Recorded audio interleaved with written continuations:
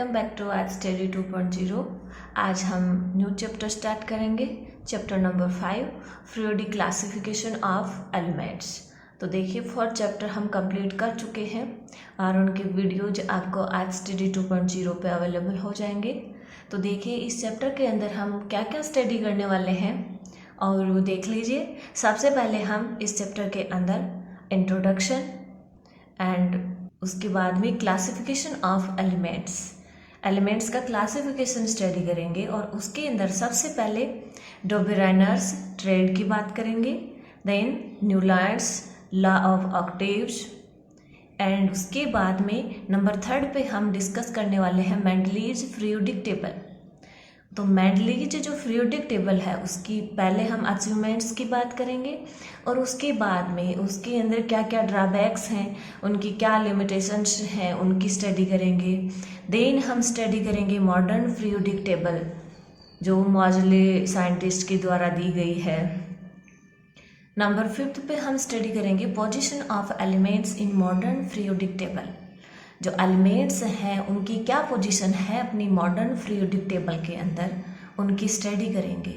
And last के अंदर हम पीरियोडिसिटी इन प्रॉपर्टीज के अंदर क्या क्या चेंजेज आते हैं, अब अपन इन ग्रुप अप टू डाउन चलते हैं तब, या इन पीरियड्स लेफ्ट टू राइट चलते हैं तब। इस तरह से इस चैप्टर के अंदर हम ये चीज़ें स्टडी करने वाले हैं। अब देखिए सबसे पहले बात यह आती है कि इन एलिमेंट्स को व्यवस्थित करने की ज़रूरत क्यों पड़ी।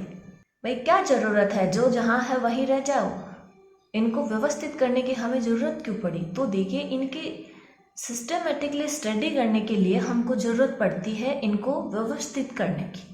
फॉर एग्जाम्पल आप खुद ही देख लीजिए, आप अपनी स्टडी टेबल पे केमिस्ट्री की बुक्स अलग रखते हो, फिजिक्स की बुक्स अलग रखते हो, बायोलॉजी की बुक्स अलग रखते हो, अदर जो आपकी जीके वगैरह की जो बुक्स हैं उनको आप अलग रखते हो। इस तरह से अब जब अलग अलग आप उन बुकों को रख लेते हो तो आपको लेने में आसानी रहती है, आप जब चाहे उन बुक्स को ले सकते हो, आपको टाइम भी नहीं लगेगा और व्यवस्थित रहेंगी। इसी तरह से इन एलिमेंट्स को भी क्या किया गया है, व्यवस्थित करके रखा गया है इन पीरियोडिक टेबल। तो हम स्टेप बाय स्टेप इन जो क्लासिफिकेशन है उनकी स्टडी करेंगे। तो आज हम शुरू कर रहे हैं इनका इंट्रोडक्शन। तो देखिए elements, periodic classification of elements है। तो इस चैप्टर की स्टडी करने से पहले हम स्टडी करेंगे कि एलिमेंट्स क्या होते हैं, कंपाउंड्स क्या होते हैं, मिक्सचर क्या होते हैं। तो देखिए एलिमेंट्स क्या है। Elements are pure substance made of one type of atoms. जो एलिमेंट्स होते हैं वो प्योर सब्सटेंस होते हैं, वो वन टाइप के एटम्स से फॉर्म होते हैं। For example carbon, sodium and hydrogen, ये क्या है, ये एलिमेंट हैं। ये सिंगल एटम्स से बने हुए हैं, सेम टाइप के एटम्स से बने हुए हैं। तो ये क्या हो गए, एलिमेंट्स हो गए।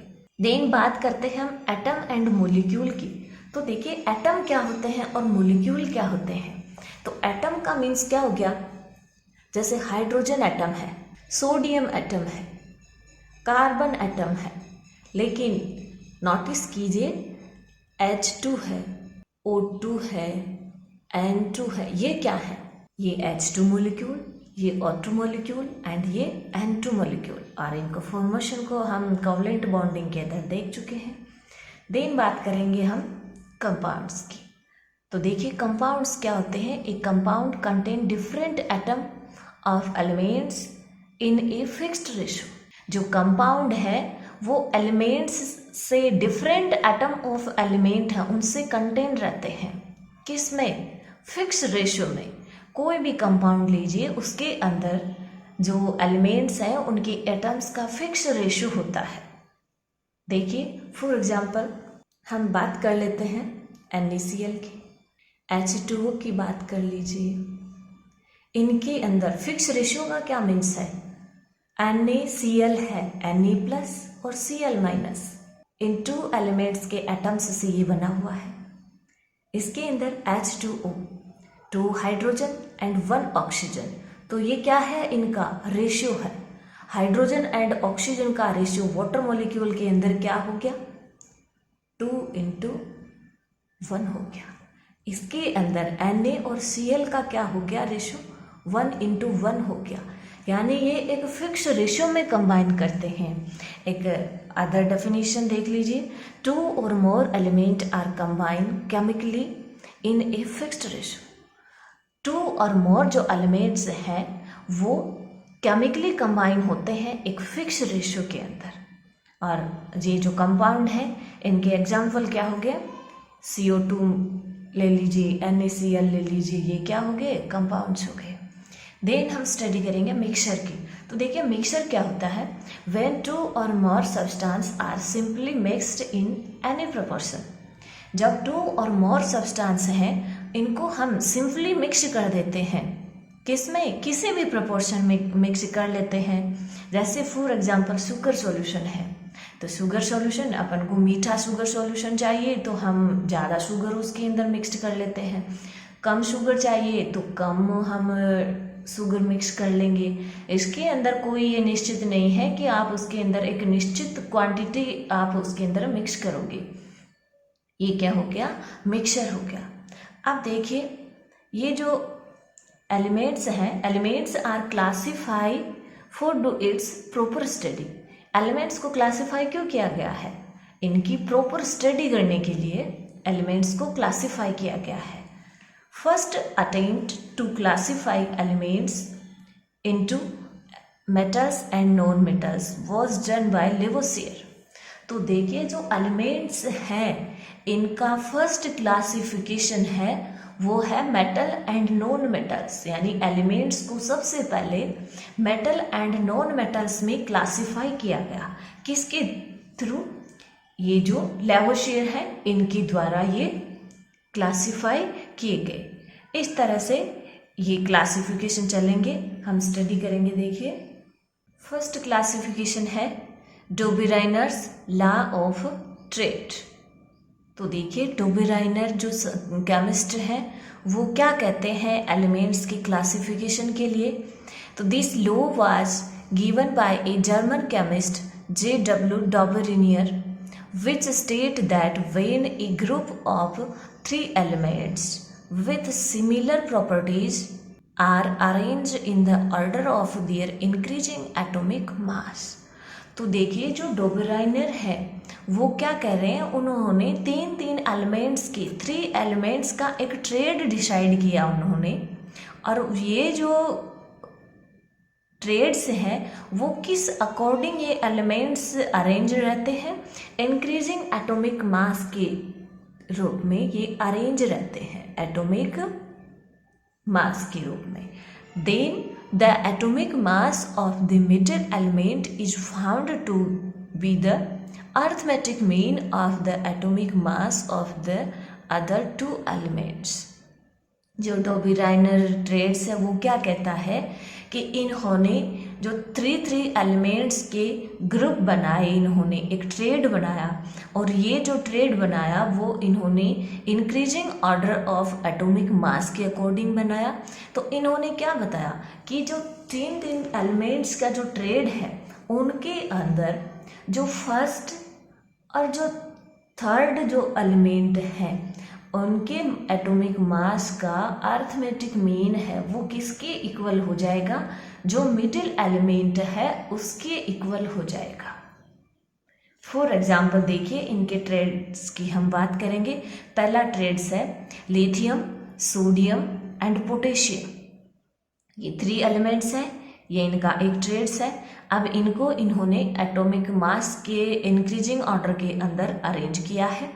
तो देखिए लिथियम का एटॉमिक मास कितना होता है, 7 होता है, सोडियम का 23 होता है एंड पोटेशियम का 39 होता है। तो ये डोबेराइनर्स रूल क्या कहेगा कि एटॉमिक मास ऑफ एनी जो मिडिल एलिमेंट है उसका एटॉमिक मास किसके इक्वल होगा, जो फर्स्ट एंड थर्ड एलिमेंट्स हैं उनके अर्थमेटिक मीन के इक्वल होगा। यानी इन दोनों को ऐड करके और 2 से डिवाइड कर देंगे तो जो मिडिल एलिमेंट है उसका एटॉमिक मास आ जाएगा। फॉर एग्जाम्पल हम बात करते हैं, देखिए यहाँ से atomic mass of sodium.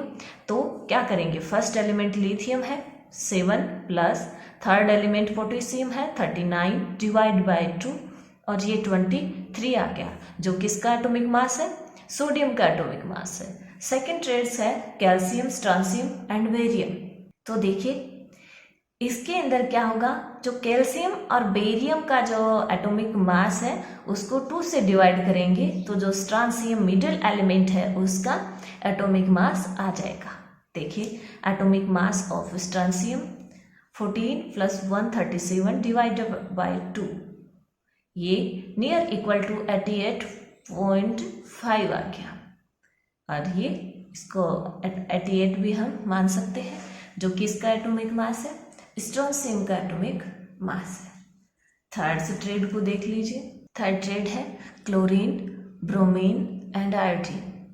Middle element bromine, तो इसका एटॉमिक मास क्या हो जाएगा, इन दोनों के एटॉमिक मास को ऐड कर दीजिए और 2 से डिवाइड कर दीजिए तो ये इसका कितना आ जाएगा, नियर इक्वल टू 80 आ रहा है, 81.25 आ रहा है, इसको हम 80 मान सकते हैं। तो ये किसका एटॉमिक मास आ गया, ब्रोमीन का एटॉमिक मास आ गया। तो क्या कह रहा है डोबेराइनर ट्रेड कि 3 एलिमेंट्स के इन्होंने ट्रेड्स डिसाइड किए increasing order of atomic mass के थ्रू, और इन्होंने क्या बताया कि जो मिडिल का एलिमेंट है उसका एटॉमिक मास, जो फर्स्ट और थर्ड जो एलिमेंट है उनके एटॉमिक मास का अर्थमेटिक मेन होता है। अब हम बात करेंगे इसकी लिमिटेशंस की, यानी जो डोबेराइनर्स ट्रेड लॉ है उसकी क्या लिमिटेशंस है। तो देखिए Dobereiner's could identify only 3 triads as it was not possible to arrange all the known elements according to this law. यानी डोबेराइनर्स जो रूल है या जो डोबेराइनर है ये क्या कर पाए, ये केवल ओनली ऑन 3 जो ट्रेड है उनका एटॉमिक मास को ही ये डिसाइड कर पाए, अदर एलिमेंट्स को नहीं कर पाए। यानी जब तक जितने नॉन एलिमेंट्स थे उनके ट्रेड्स भी ये नहीं बना पाए, तो जो आगे डिस्कवर होने वाले हैं, आगे ओरिजिन होने वाले हैं उन एलिमेंट्स का, तो क्या कहना है, तो ये क्या हुआ इसकी लिमिटेशंस के अंदर कि ये 3 ट्रेड्स ही डिसाइड कर पाए, और जो एलिमेंट उस टाइम नॉन थे उनकी भी ये स्टडी नहीं कर पाए। Hence this law rejected later. तो बाद में क्या हुआ, आने वाले जो और केमिस्ट थे उन्होंने इसको रिजेक्ट कर दिया। तो देखिए हर जो क्लासिफिकेशन है उसकी अचीवमेंट्स रहती हैं एंड लिमिटेशंस भी रहती हैं। तो इनके अंदर से आपके 3 या 4 मार्क्स के क्वेश्चन आ सकते हैं। आपसे पूछ सकते हैं कि डोबेराइनर्स रूल क्या है और इनकी लिमिटेशंस क्या है। इस तरह से ये डोबेराइनर्स रूल चलता है। नेक्स्ट क्लास के अंदर हम स्टडी करेंगे न्यूलैंड्स लॉ ऑफ ऑक्टेव। तब तक आप वीडियो को देखिए। अगर आपको वीडियो पसंद आता है तो लाइक और शेयर जरूर करें और चैनल को सब्सक्राइब करना ना भूलें ताकि लेटेस्ट वीडियो का नोटिफिकेशन आपको मिल सके। Thank you.